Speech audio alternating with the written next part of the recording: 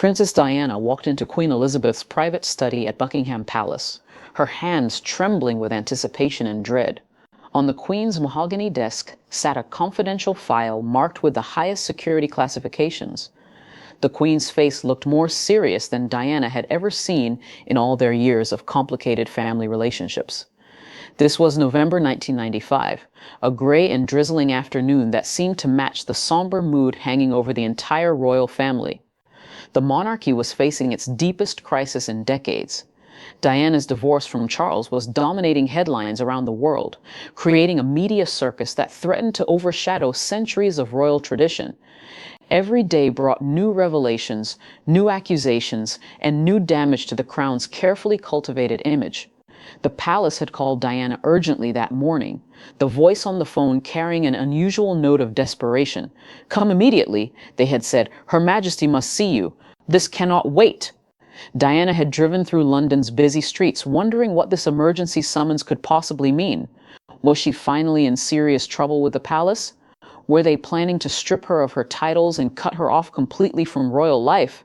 She had prepared herself mentally for the worst possible outcome, steeling herself for another confrontation with the institution that had never seemed to fully accept her. Now Diana sat across from the most powerful woman in Britain, separated by an ornate desk that had witnessed centuries of royal decisions. The study smelled of old leather, polished wood, and the weight of history itself. Through the tall Georgian windows, she could see the palace gardens where she used to walk with William and Harry during happier times, when the family had at least maintained the appearance of unity. Queen Elizabeth wore a navy blue dress with her signature three-strand pearl necklace, her silver hair perfectly styled as always. Her expression was unreadable, carved from years of diplomatic training and royal protocol. She had ruled for over 40 years with unwavering dedication, but today there was something different about her demeanor. Today she looked tired, almost vulnerable. "Diana," the Queen said slowly, her voice carrying the weight of unspoken concerns. "What I am about to tell you today must remain absolutely confidential.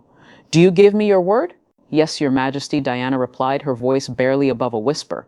She had never seen the Queen so serious, so stripped of the formal pleasantries that usually characterized their interactions. There was an urgency here that transcended their personal differences. The Queen opened the secret file with deliberate care. Inside were government reports, polling data, and statistical analyses that painted a stark picture of public opinion. Charts and graphs covered the pages in vivid colors that seemed to leap off the paper. Her voice remained quiet but carried an unmistakable firmness. "The royal family is facing the worst crisis since the abdication of Edward VIII in 1936, the Queen began, her words falling like stones into still water. "The British people are losing faith in the monarchy at an alarming rate. Young people in particular view us as old-fashioned, irrelevant, and completely out of touch with modern life." Diana listened carefully, her mind racing to understand where this conversation was heading. The Queen rarely shared such deeply personal concerns about the institution she had devoted her life to protecting. "Our approval ratings have been falling consistently for months," the Queen continued, pulling out specific polling data. "People are openly questioning why they should continue to fund the royal family through their taxes.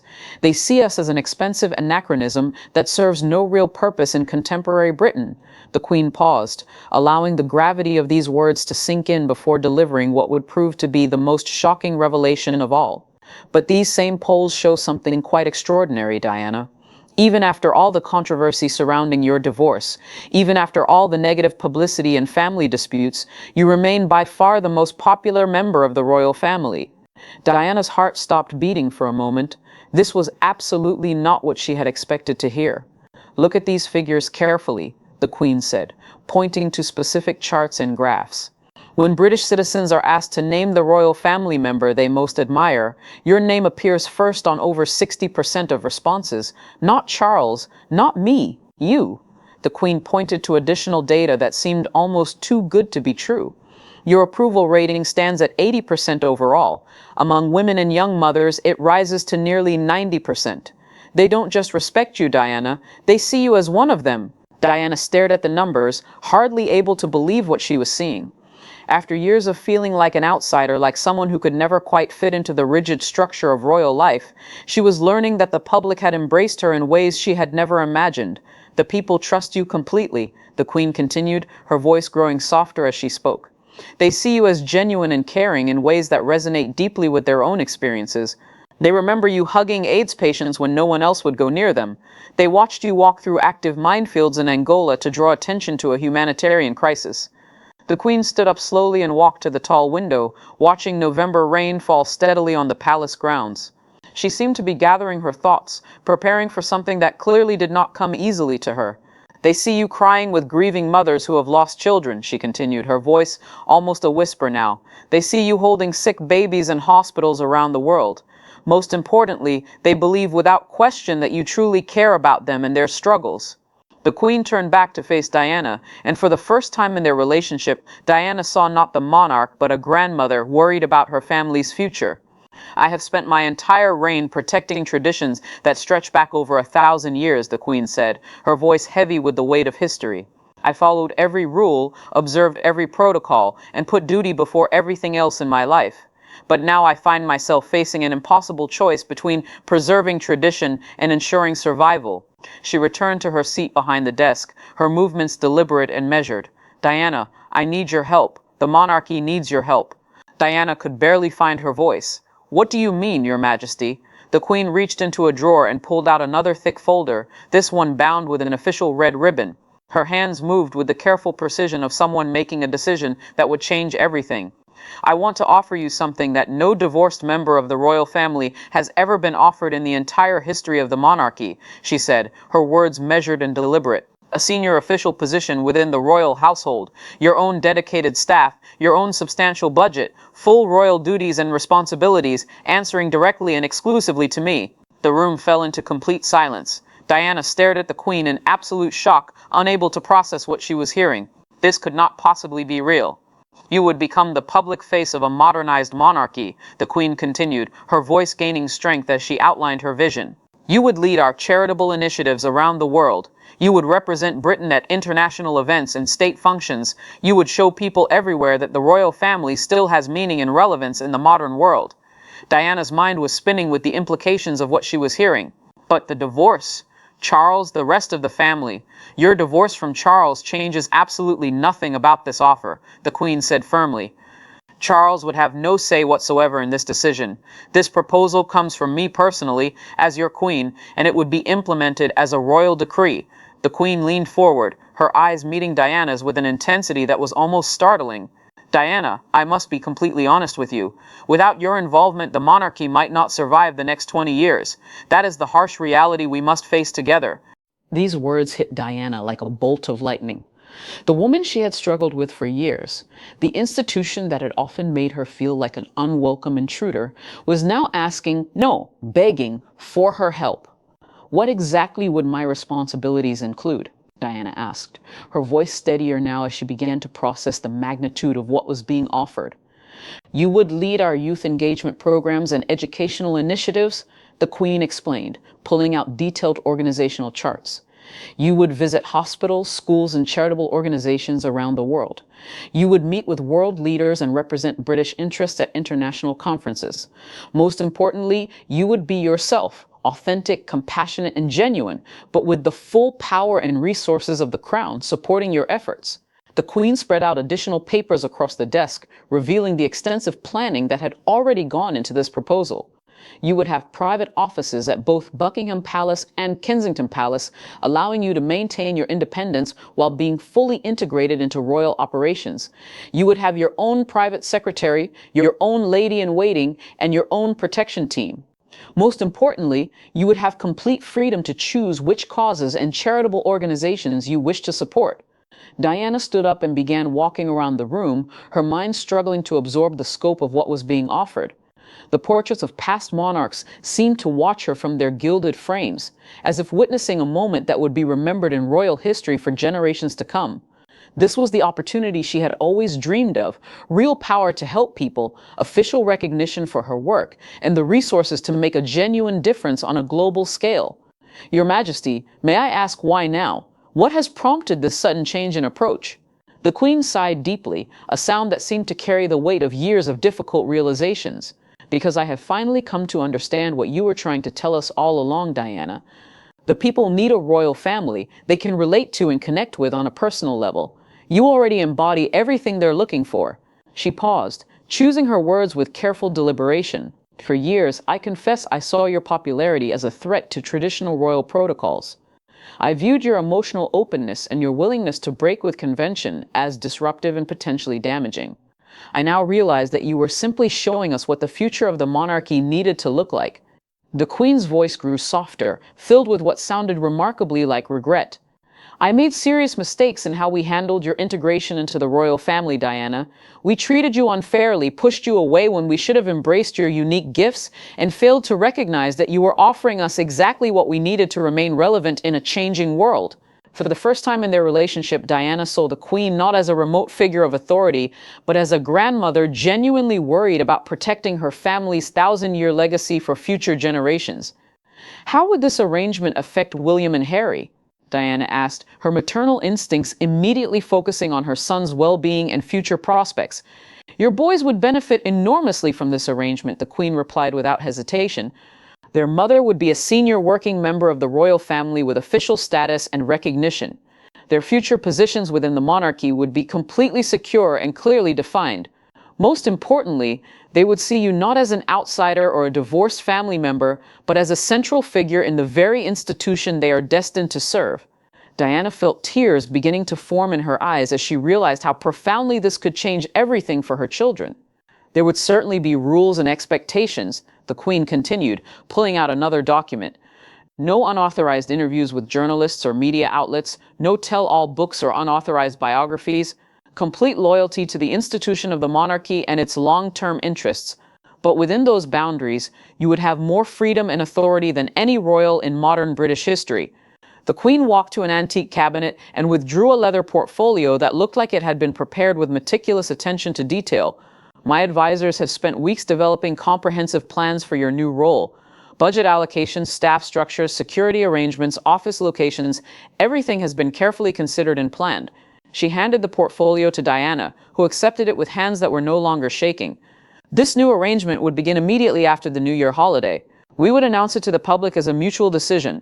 The Queen and Princess Diana working together in partnership to modernize and strengthen the monarchy for the 21st century.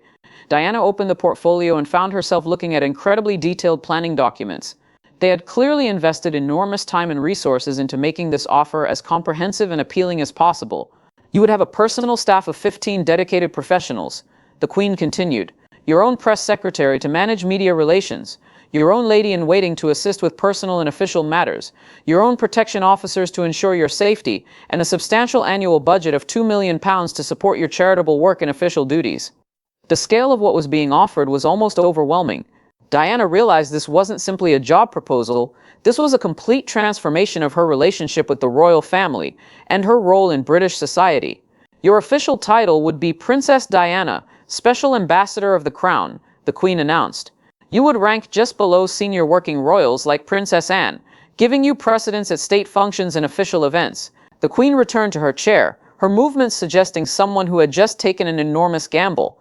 Diana, I am 70 years old. I have devoted my entire life to preserving and protecting this institution. I am now asking you to help me prepare it for the challenges and opportunities of the next century. The weight of the moment was almost crushing. Diana was being asked to help save an institution that had existed for over 1,000 years, that had survived wars, revolutions, and countless political upheavals. This is completely overwhelming, Diana said honestly. I need time to think through all the implications of what you're proposing. Of course you do, the Queen replied. But I must be frank with you, Diana. Time is not a luxury we have in abundance. Public patience with the royal family is declining rapidly, and we need to act decisively before it's too late. The Queen opened yet another file, this one containing detailed analysis of public opinion research. These focus groups reveal exactly what ordinary British citizens think about us. When they discuss the traditional monarchy, they use words like boring, expensive, and irrelevant. But when they talk about you, they consistently use words like caring, genuine, and inspiring. Diana read through some of the actual quotes from focus group participants. The contrast was both heartbreaking and encouraging. Heartbreaking to see how disconnected people felt from the institution, but encouraging to realize how much they valued her individual contributions. Younger generations especially connect with your approach to royal duties, the Queen observed. Mothers see you as someone who genuinely understands the challenges they face in their daily lives. Working class people see you as someone who notices them and values their experiences. The Queen leaned back in her chair, a gesture that somehow made her seem more human and less intimidating. Traditional monarchy as we have practiced it for centuries is quite simply dying, Diana, but you represent something entirely new, something that could not only save us but make us stronger than we have ever been. A gentle knock interrupted their conversation. Sir Anthony Blackwood, the Queen's private secretary, entered quietly with obvious concern on his face. "Your Majesty, forgive the interruption, but the Prime Minister's office has called twice in the past hour. They're asking pointed questions about Princess Diana's presence at the palace today and whether there are any announcements they should be prepared for." "Please tell them this is a private family matter," the Queen replied firmly. "No further comment will be made at this time." After Sir Anthony left, closing the door softly behind him, the Queen turned her attention back to Diana. "I should warn you that media attention will be intense once this arrangement becomes public knowledge. Are you prepared to handle that level of scrutiny?" "I've been living with intense media attention for 15 years, Diana replied. "But I imagine this would be different in some ways." "Very different," the Queen confirmed. "As a senior working member of the royal family, you would receive much more substantial protection from media intrusion. The press would be required to show considerably more respect for your privacy and your official duties. We would also provide significantly enhanced security arrangements for both you and the boys." Diana walked back to the window, watching as the afternoon rain gradually gave way to patches of sunlight breaking through the gray November clouds. The symbolism was not lost on her. "Your Majesty, may I ask what finally made you change your mind about me? Just 2 years ago, the palace seemed determined to minimize my role and limit my public activities." The Queen was quiet for a long moment, clearly wrestling with emotions that did not come easily to someone trained in royal reserve and diplomatic restraint. "Diana, I allowed pride and adherence to tradition to blind me to what was happening right in front of me," she said finally, her voice carrying a note of genuine regret. "I saw your enormous popularity as a threat to established protocols rather than recognizing it as an incredible opportunity. I interpreted your compassionate approach to royal duties as a weakness rather than understanding it as exactly the kind of strength we needed." She paused, seeming to gather her thoughts before continuing. "I have watched you comfort grieving families with a sincerity that cannot be manufactured or taught. I have watched you challenge world leaders about humanitarian crises with a courage that impressed even hardened diplomats. I have watched you treat everyone you meet, from patients in hospitals to staff members in palaces, with genuine kindness and respect." Diana felt deeply moved hearing this acknowledgement from someone whose approval she had sought for so many years. "The monarchy must evolve or it will become completely irrelevant," the Queen continued. "You have already shown us exactly how that evolution should proceed. I am simply asking you to make that transformation official and permanent." The Queen walked Diana to the door, personally, an unprecedented gesture that spoke volumes about how much this conversation had meant to her. "Diana, if you decide to accept this role, you will have my complete and unwavering support," she said, her voice carrying absolute conviction. "Not grudging acceptance or reluctant cooperation, but genuine partnership. We would be working together as equals to secure the crown's future for your sons and their children." Diana curtsied respectfully, but there was a new understanding between them that transcended formal protocol. "Thank you for your honesty, Your Majesty, and for this incredible opportunity. I will give you my answer within the week." "Take all the time you need to make this decision," the Queen replied. "But please remember that this could very well be the most important choice any of us makes for the future of the British monarchy." As Diana's car pulled away from Buckingham Palace that evening, her mind was racing with possibilities she had never dared to imagine. In the space of 2 hours, she had gone from expecting punishment to being offered a chance to reshape one of the world's oldest institutions. The woman who had once felt like the monarchy's biggest problem had just been told she might be its greatest hope for survival. And this extraordinary conversation was only the beginning of what promised to be a completely transformed relationship between Princess Diana and the crown she had always wanted to serve effectively. The future of the British monarchy now rested in the hands of a woman who had learned to connect with people's hearts in ways that protocol had never taught, but that the modern world desperately needed to see.